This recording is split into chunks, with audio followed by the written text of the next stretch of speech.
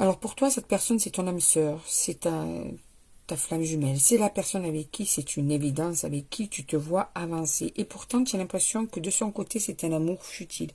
C'est un manque de stabilité, c'est un manque d'investissement. Cette personne met des fois de la distance avec toi, dans son comportement, dans son dialogue, ou même quelquefois carrément coupe le lien avec toi. Tu ne comprends pas parce que la rencontre pardon, a été évidente. Ça a été vraiment de la complicité instantanée entre vous. Mais tu sens bien que cette personne ne joue pas franc jeu avec toi.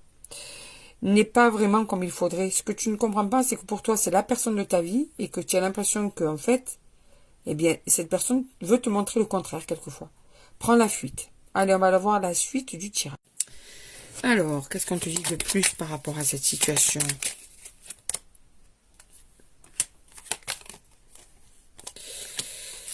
Alors, on te dit quand même que on est venu te rapporter, ou bien tu ressens, mais on est venu quand même te rapporter des choses, comme quoi il jouait ou elle jouait sur plusieurs tableaux, que c'était une personne qui charmait, une personne qui draguait, une personne qui aimait bien attirer l'attention sur lui ou sur elle. Tu vois, il y a une énergie tierce, parce qu'en fait, tu ne te sens pas en sécurité, tu te sens plutôt en rivalité avec d'autres personnes à cause de son comportement.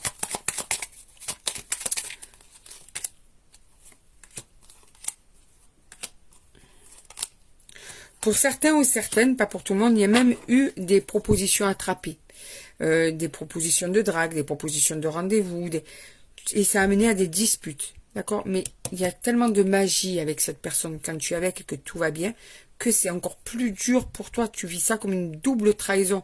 Parce que, pourquoi tu te demandes justement si cet amour est futile? Parce que ce comportement de dragueur ou de dragueuse, de personne légère, homme ou femme, eh ben, ça te met hors de toi, puisque pour toi, tu te dis, c'est mon âme sœur, et pourquoi des comportements aussi blessants?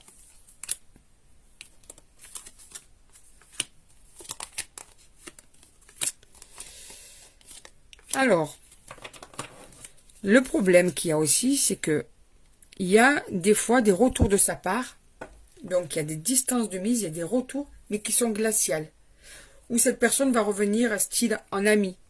Alors des fois ça peut revenir sur la relation, et puis des fois tu te parles comme, ou elle te parle comme si tu étais son pote, tu vois. Il n'y a plus vraiment de tendresse dans le dialogue. Et là tu te sens seul en fait. Là tu as l'impression d'être encore la seule personne dans un couple, quoi, tu vois. C'est une personne qui a un comportement vraiment qui te perturbe. Hein. Et pourtant ça a commencé par une déclaration. Et pourtant ça a